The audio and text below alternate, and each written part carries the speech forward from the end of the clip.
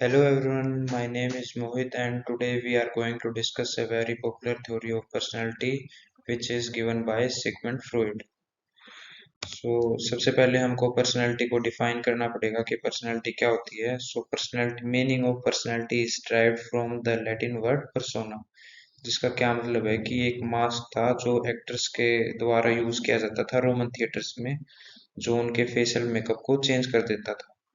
और जो ऑडियंस होती थी वो एक्सपेक्ट करती थी उस एक्टर से, जब भी वो कोई मास्क चेंज करता था तो उसकी पर्सनैलिटी भी चेंज हो जाती थी. इसके साथ हमको पर्सनैलिटी की एक दो डेफिनेशन भी लिखनी है. आपको जो इजी लगे आप वो डेफिनेशन लिख सकते हो. मेरे को यहाँ पे दो इजी डेफिनेशन मिली है. मेरे को एक कैटेल की होगी, एक बैरन की होगी. आप इनको याद कर सकते हो या आपको जो भी समझ में आए वो आप लिख सकते हो. फिर हमको साइकोडायनेमिक्स अप्रोच भी बोलते हैं इसको, यहाँ से स्टार्ट करना है. हमको पहले स्टार्टिंग में इसका बेसिक ओवरव्यू देना है कि भाई ये साइकोडायनेमिक अप्रोच क्या है, ये किसने दी है. ऊपर ऊपर से मेन मेन पॉइंट्स बताने हैं अपने को स्टार्टिंग. सिगमंड फ्रॉइड क्या है? The father of psychoanalysis proposed a theory of personality that shaped our understanding of the human mind. Sigmund Freud कौन कौन कहलाए जाते हैं? Father of psychoanalysis. ये क्वेश्चन आपका नेट में भी आ सकता है, क्योंकि इस अप्रोच ने साइकोलॉजी के डेवलपमेंट में एक बहुत बड़ा क्रिटिकल रोल प्ले किया है. आगे क्या लिख सकते हैं कि he divided personality into three parts, id, ego and super ego. इनको हम अब आगे जाके अच्छे से डिटेल में अंडरस्टैंड करेंगे. Freud also suggested that personality develops through five stages of personal psychosexual development, where each stage focuses on different erogenous zone and has a lasting impact on the individual. हम इसको आगे जाके अच्छे से detail में explain करेंगे. सबसे पहले हम क्या लिखना है? Level of consciousness. कॉन्शियसनेस की अकॉर्डिंग टू सिगमंड फ्रॉइड तीन लेवल बताई गई है. फर्स्ट है कॉन्शियस, सेकंड है प्री कॉन्शियस, प्री कॉन्शियस को सब कॉन्शियस भी बोल सकते हैं, और थर्ड लेवल है अनकॉन्शियस. कॉन्शियस क्या होती है कि कई थॉट्स होते हैं, फीलिंग्स होती है, एक्शंस होते हैं जो कि हम अवेयर होते हैं. जैसे कि अब आप इस वीडियो को देख रहे हो, आप कॉन्शियसली देख रहे हो. अगर आप सच्ची में यहाँ पे मेंटली प्रेजेंट हो तो आपके थॉट्स और आपका माइंड यहाँ पे ही यूज हो रहा है, तो आपको पता है कि आप कॉन्शियस हो, तो इस लेवल को बोलते हैं कॉन्शियस. सेकेंड लेवल होती है प्री कॉन्शियस, जो कि क्या होते हैं? मेंटल एक्टिविटीज होती हैं पीपल की, जो तभी हम अवेयर हो पाते हैं जब हम उनको अच्छे से क्लोजली अटेंड करते हैं. कई बार क्या होता है कि हमको चीजें पता तो होती है लेकिन नहीं भी पता होती हमको. उन कई चीजें जैसे कि भूल जाते हैं हम, हमको याद नहीं रहती, लेकिन जब भी हम थोड़ी सी उनसे भी लिंक्ड चीजें कोई भी देखते हैं तो हमको आराम आराम से करके सब कुछ याद आ जाता है, तो उनको बोलते हैं प्री कॉन्शियस. अब थर्ड लेवल है अनकॉन्शियस माइंड. अनकॉन्शियस माइंड क्या होता है कि in which is mental activity that people are unaware of. Unconscious mind का किसी को पता नहीं होता कि उसमें क्या है, क्या चल रहा है. फ्रूड ने कई टेक्निक्स भी दी है कि जो जो बोलती है कि हम अपने अनकॉन्शियस मटेरियल को कॉन्शियस में ला सकते हैं, ताकि हम अपने आप को अच्छे से जान सकें. According to Freud, the unconscious is a reserve of instinctive or animal drives. It also stores all ideas and wishes that are concealed from conscious awareness, perhaps because they lead to psychological conflict. Freud क्या बोलते हैं कि जो अपना unconscious होता है वो animal drives का रिजर्व होता है, और उसमें जो भी होता है वो हमारे पर्सनैलिटी को लीड करता है, और उससे ही आप बहुत ज़्यादा इन्फ्लुएंस होते हैं, और जो भी अपनी साइकोलॉजिकल कॉन्फ्लिक्ट्स होती हैं वो इस अनकॉन्शियस माइंड की वजह से ही होती है. फ्रूड क्या बोलते हैं कि most of these arise from sexual desires which cannot be expressed openly and therefore are repressed.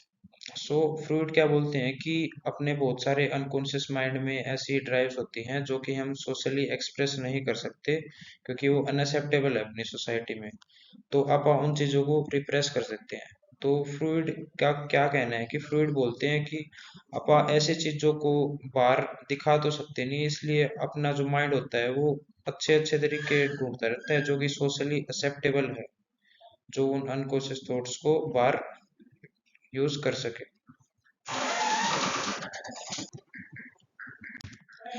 अब आते हैं स्ट्रक्चर ऑफ पर्सनैलिटी के.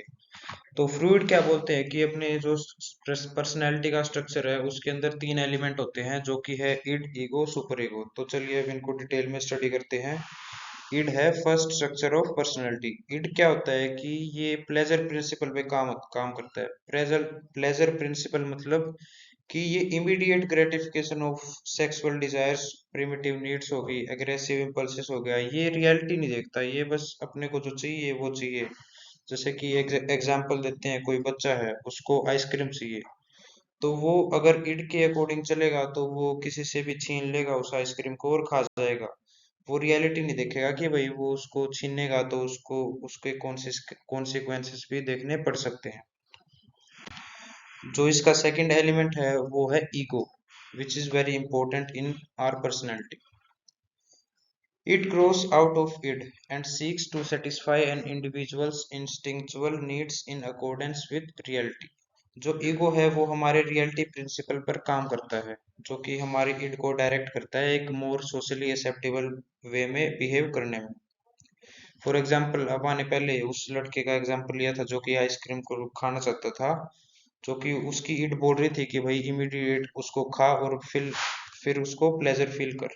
लेकिन जो हमारी ईगो होती है वो क्या बोलती है कि अपने को ऐसे छीनना नहीं चाहिए, अपने को रियलिटी देखनी चाहिए कि भाई अगर तुम ऐसे छीनोगे तो वो एक सही तरीका नहीं है आइसक्रीम को खाने का। तो हमारी ईगो क्या बोलेगी कि आप एक सोसेबल एक्सेप्टेड बिहेवियर को यूज करो उस आइसक्रीम को खाने में। जो इसका थर्ड एलिमेंट है वो है सुपर ईगो, जिसको हम मोरल ब्रांच ऑफ फंक्शनिंग भी बोल सकते हैं, क्योंकि ये सबसे मेन है अपनी पर्सनैलिटी में डेवलप होने में। ये सबसे लास्ट में डेवलप होता है। ये क्या होता है कि it is the best way to characterise the super ego is to think it as moral branch of mental functioning. The superego tells the id and the ego whether gratification in a particular instance is ethical. ये ethics और morals पे काम करता है ये super ego. It helps control the id by internalizing the parental authority through the process of socialization. For example, if a boy sees and wants an ice cream cone and his mother asks for it, his superego will indicate that his behavior is morally correct. This approach towards obtaining the ice cream will not create guilt for a fear or anxiety in the boy. इसके बाद हमको लिखने instincts. तो फ्रूइड के according instincts क्या है कि ये पर्सनैलिटी के बेसिक एलिमेंट्स है और ये हमारे मेंटल रिप्रेजेंटेशन है हमारे इंटरेस्ट स्टिमुलाई के। जैसे कि सेक्स हो गया, हंगर हो गया, ये अपने बिहेवियर को ड्राइव करते हैं कोई भी एक्शन को लेने में। Instincts are the motivating force of our behavior which drive our personal and determine our energy. इसके कुछ कैरेक्टरिस्टिक्स भी है इंस्टिंक्ट्स के, जैसे कि source, aim, object, impetus. Source क्या होता है कि बॉडी डेफिशिएंसी, जैसे कि आपको कोई भी भूख लगी है आपको, तो आपकी बॉडी के अंदर डेफिशिएंसी हुई है, आपको फूड की जरूरत है, नीड फॉर फूड। फिर सेकंड कैरेक्टरिस्टिक्स है एम। एम क्या होता है कि to remove the bodily deficiency and regaining the internal balance. जैसे कि आपको भूख लगी, अब आपका सेकंड कैरेक्टरिस्टिक्स में एम में क्या होगा कि आपका एम होएगा कि उस बॉडी डेफिशिएंसी को खत्म करना और आपकी बॉडी में होमोस्टेसिस को फिर से री एस्टेब्लिश करना, इंटरनल बैलेंस को फिर से लाना। Aim to eliminate the need for food. Third characteristic क्या है? ऑब्जेक्ट। ऑब्जेक्ट और एक्सपीरियंस दैट रिड्यूसेस और रिमूव्स बॉडीली डेफिशिएंसी। ऑब्जेक्ट क्या होता है कि कोई कोई भी ऑब्जेक्ट, जैसे कि आपको भूख लगी है, आपको वो एम भी है कि आपको अपनी भूख को दूर करना है। अब आप ये सोचोगे कि आपको क्या खाना है, जैसे कि बर्गर हो गया, कोई भी हेल्दी फूड हो गया, रोटी वगैरह, जिसको जो भी खाना है वो इस ऑब्जेक्ट के अंदर आ जाता है, जो हमारी बॉडी डेफिनेशन डेफिशिएंसी को दूर करने में हेल्प करेगा। And last characteristic is impetus. ये क्या होता है? मैग्नीट्यूड ऑफ बॉडीली डेफिशिएंसी, कि how long the person has gone without food. जैसे कि कोई पर्सन है उसको ज्यादा भूख लगी है, कोई है जिसको कम भूख लगी है, कोई इतने टाइम से खाना नहीं खाया, किसी ने थोड़े टाइम तक खाना नहीं खाया, तो वो मैग्नीट्यूड पर भी डिपेंड करता है। तो ये थे चार कैरेक्टरिस्टिक ऑफ इंस्टिंक्ट्स। इंस्टिंक्ट्स यहाँ पे टॉपिक खत्म नहीं होता, ये इसके दो टाइप्स और हैं। फ्रूइड के अकॉर्डिंग इंस्टिंक्ट्स दो टाइप के होते हैं, एक होता है इरोस, सेकंड होता है थेनेटोस। इरोस क्या होता है कि लाइफ इंस्टिंक्ट होता है इसको, और थैनाटोस को डेथ इंस्टिंक्ट्स भी बोला जाता है। इरोस में क्या होता है कि प्रिजर्वेशन ऑफ लाइफ, और थैनाटोस में क्या होता है कि इट लीड्स टू डिस्ट्रक्शन। तो दोनों अपोजिट काम करते हैं एक दूसरे से। इरोस क्या होता है कि it drives individuals toward pleasure, reproduction, connection with others. और थैनेटस क्या करता है कि Thanatos represents the destructive and aggressive aspects of human nature. Example को लेके चले तो हीरोज का एग्जाम्पल है जैसे कि इंक्लूड सेक्सुअल अट्रैक्शन होगी, रोमांटिक फीलिंग्स होगी, and the desire for intimacy. Intimacy एक टाइप की नहीं होती, इंटीमेसी बहुत टाइप्स की होती हैं, वो हम आगे जाके डिस्कस करेंगे। थैनेटोस में क्या है कि it encompasses the desire for self destruction, aggression and violence. Freud ने क्या किया है कि डेथ इंस्टिंक्ट्स पे ज्यादा फोकस नहीं किया। फ्रूड का प्राइमरी फोकस था अपनी थ्योरी में लाइफ इंस्टिंक्ट्स के ऊपर। इसके बाद इसमें दो टॉपिक हो रहे हैं, कैथेक्सिस एंड एंटी कैथेक्सिस। कैथेक्सिस में क्या होता है कि it is the investment of psychic energy in thoughts of objects that will satisfy a need. इसका मतलब क्या होता है कि ये कैथेक्सिस में क्या होता है कि जो अपनी साइकिक एनर्जी है वो इन्वेस्ट करती है उन ऑब्जेक्ट्स में जो कि अपने को सेटिस्फाई करेगी, अपने नीड्स को। जैसे कि once a need is satisfied, energy dissipates and available for other cathexis. एक नीड पूरी होगी तो हम दूसरी नीड की तरफ जाएंगे। जैसे कि आपने खाना खा लिया, आपने सॉलिड फूड ले लिया, तो अब आपको लिक्विड फूड भी चाहिए अपने अपने आप को सेटिस्फाई करने के लिए। और वही आप इसके अपोजिट में चलें तो इसका होता है एंटी कैथेक्सिस। अपोजिट तो नहीं बोल सकते, इसका ये दूसरा एलिमेंट है इसमें, energy use to prevent an undesirable cathexis. इसमें क्या होता है कि ये एक एनर्जी होती है जो अनडिजायरेबल कैथेक्सिस को प्रिवेंट करने में हेल्प करता है हमारी। Ego and super ego create powerful anti cathexis which would otherwise cause anxiety. So ये थे हमारे दो कॉन्सेप्ट इन कैथेक्सिस एंड एंटी कैथेक्सिस। अब हम चलते हैं ईगो डिफेंस मैकेनिज्म में। ईगो डिफेंस मैकेनिज्म को ही पढ़ के आपको समझ में आ गया होगा कि ये ईगो कंपोनेंट के ऊपर है। जो हमारा ईगो होता है वो डिफेंस मैकेनिज्म यूज करता है अपने को सोशली सरवाइव करने में। According to Freud, much of our human behaviour reflects an attempt to deal with escape from anxiety.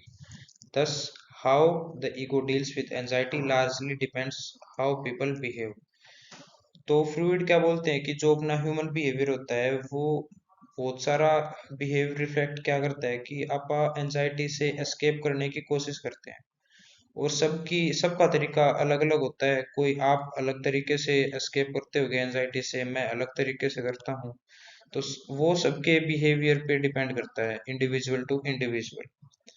Freud believed that people avoid anxiety mainly by developing defense mechanisms that try to defend the ego against the awareness of instinctual needs. Thus, defense mechanism is a way of reducing anxiety by distorting reality. So हम कुछ defence mechanism के बारे में discuss करेंगे, जैसे कि repression हो गया।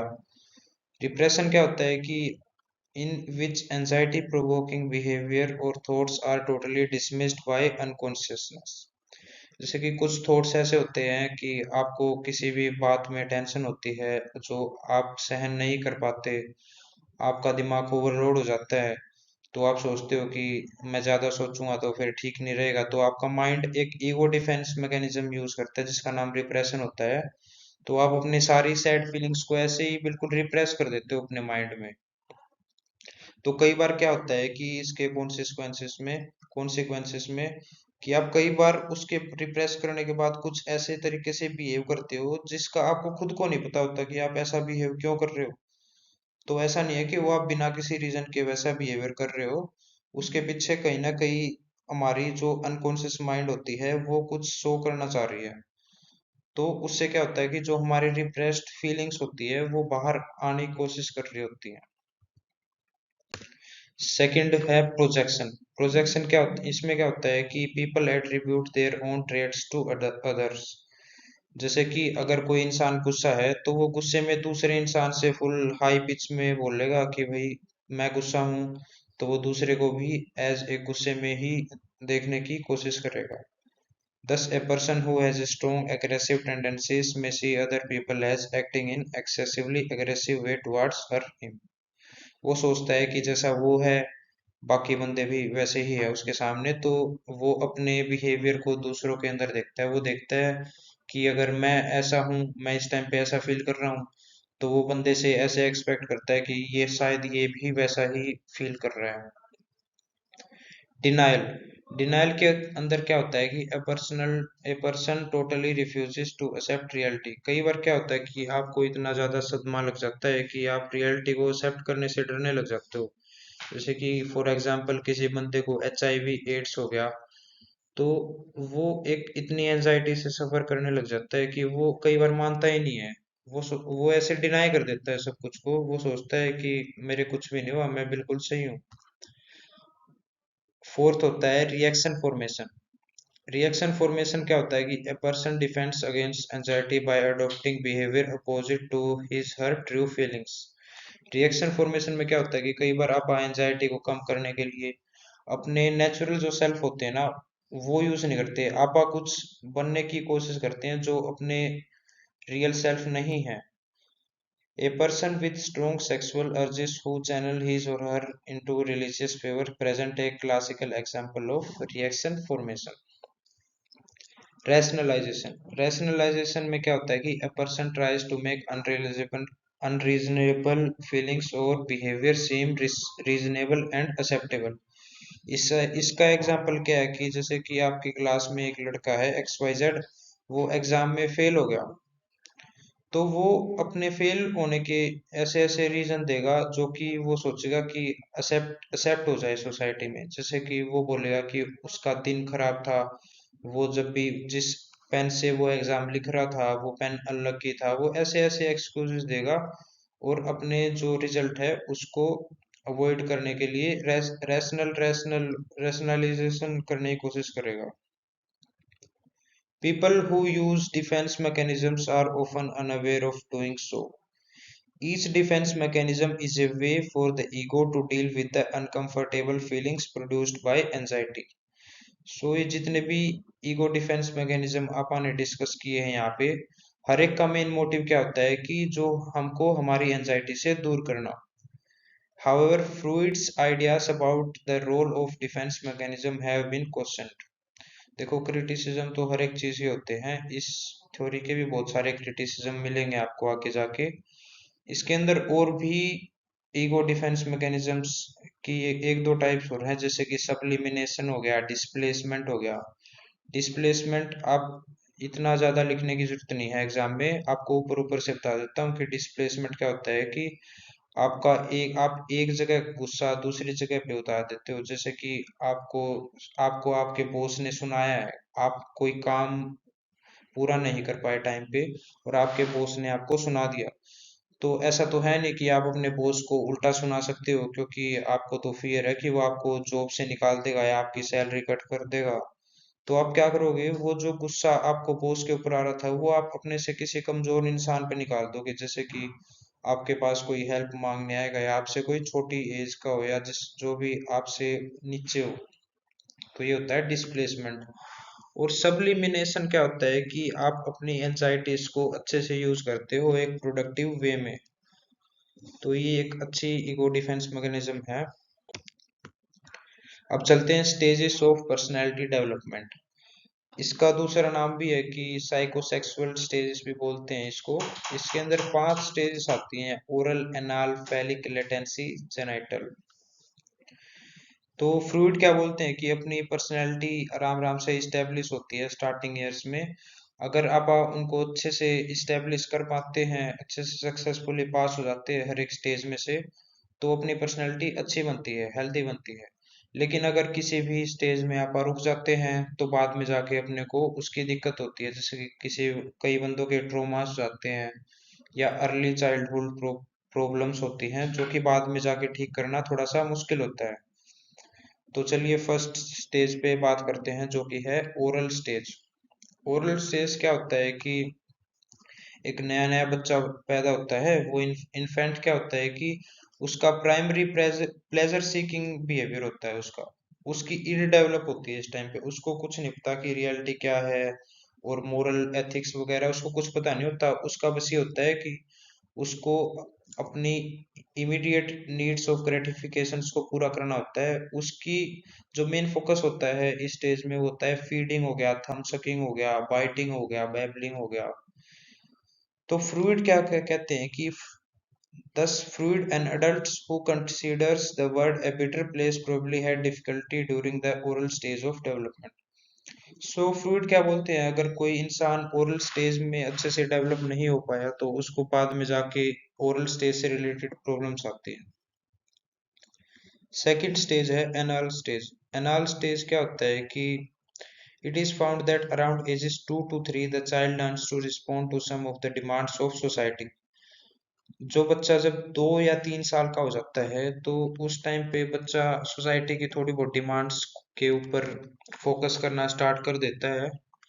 जो सोसाइटी होती है वो इस स्टेज में बच्चे से ज्यादा कुछ एक्सपेक्ट नहीं करती, बस ये कुछ डिमांड्स होती है सोसाइटी की जो बच्चा सीख सके इस स्टेज में, जैसे कि यूरिनेशन हो गया। The anal area of body becomes the focus of certain pleasurable feelings. Third stage है इसमें फैलिक स्टेज, जो कि बहुत इंपॉर्टेंट स्टेज मानी जाती है इसके अंदर, जिसके अंदर क्या होता है कि 5 at around ages 4 and 5 children begins to realize the difference between males and females। Phallic stage में जो बच्चे होते हैं उनको अपने पेरेंट्स की सेक्सुअल रिलेशनशिप के बारे में थोड़ी बहुत अवेयरनेस आ जाती है। और इसके अंदर क्या होता है कि जो मेल होते हैं उनको ओडिपस कॉम्प्लेक्स होता है और जो फीमेल होती है उनको इलेक्ट्रा कॉम्प्लेक्स होता है। ये एक ग्रीक माइथोलॉजी से आए हैं, जो क्या बोलते हैं कि ओडिपस कॉम्प्लेक्स में जो मेल होता है उसको अपनी मदर की तरफ अट्रैक्शन हो जाती है और अपने फादर की तरफ हॉस्टिलिटी शो करता है वो। तो और इलेक्ट्रा कॉम्प्लेक्स में क्या होता है कि इसका बिल्कुल अपोजिट होता है, जो फीमेल होती है वो अपने फादर की तरफ तो अट्रैक्शन फील करती है और अपनी मदर की तरफ hostility. The critical component in resolving the Oedipus complex is the development of identification with the same-sex parent। तो ये इसमें क्या बोला जाता है कि अगर आपको इस स्टेज में डेवलप होना है अच्छे से तो आपको सेम सेक्स से पेरेंट से अच्छे से मिलजुल के रहना पड़ेगा, तभी आप अच्छे से इसको रिजोल्व कर पाओगे इस कॉम्प्लेक्स को। फोर्थ स्टेज है लेटेंसी स्टेज। लेटेंसी स्टेज क्या होती है कि ये 7 साल से प्यूबर्टी तक बोल सकते हैं स्टेज को। इस टाइम पे जो हमारी सेक्सुअलिटीज होती है वो थोड़ा सा इनएक्टिव माना जाता है। हम दूसरी चीजों पे ज्यादा फोकस करते हैं, जैसे कि फिजिकली ग्रो होना, सोशली अचीवमेंट रिलेटेड एक्टिविटीज करना, और जैसे कि स्कूल में पर्टिकुलर को करिकुलर एक्टिविटीज में पार्टिसिपेट करना। तो ये सब लेटेंसी स्टेज में होता है।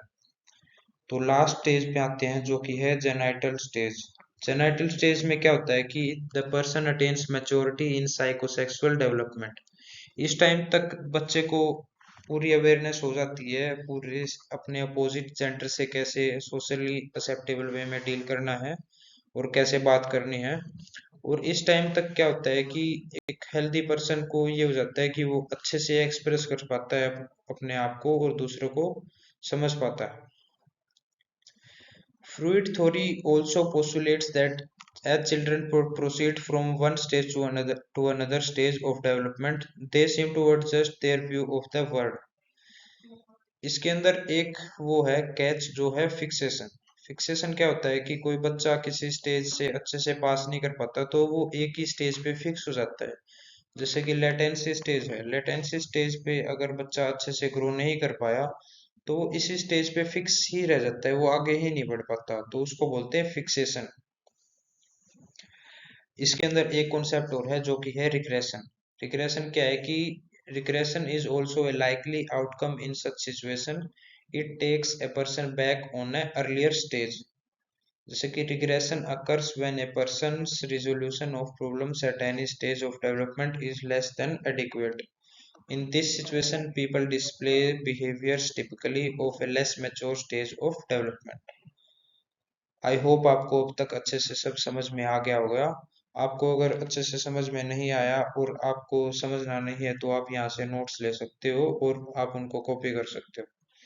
तो देखो, क्रिटिसिज्म तो हर एक चीज के होते हैं, इस थ्योरी के भी क्रिटिसिज्म बहुत सारे हैं और बहुत लोगों ने इसका क्रिटिसाइज किया है। जिन लोगों ने भी इस थ्योरी का क्रिटिसाइज किया है, इसके बाद में आप उनको बोलते हैं नियो एनालिटिक थ्योरिस्ट, और इनको दूसरा नाम बोलते हैं पोस्ट फ्रूडियंस।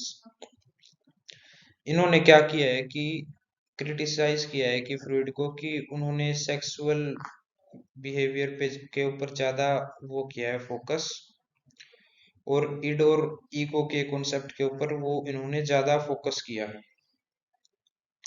ऐसे कई न्यू एनालिटिक थ्योरिस्ट्स हैं, जैसे कि कार्ल यूंग हो गए, उन्होंने एम्स एंड एस्पिरेशंस के ऊपर फोकस किया है। कैरन होर्नी होगी, Alfred Adler, Erich Fromm, Erik Erikson, इन इनकी अपनी अलग अलग थ्योरी है, वो आप बाद में डिस्कस करेंगे।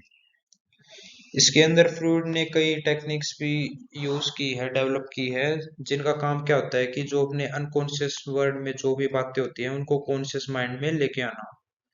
इसके अंदर दो टेक्निक्स आई है, जैसे कि एक है ड्रीम इंटरप्रिटेशन, एक है फ्री एसोसिएशन। ड्रीम इंटरप्रिटेशन में क्या होता है कि फ्रूड क्या बोलते हैं कि जो ड्रीम्स होते हैं वो अपने अनकॉन्शियस के माइंड में एक पाथ होता है वो। According to Freud, dream analysis is far the most important psychoanalytic technique.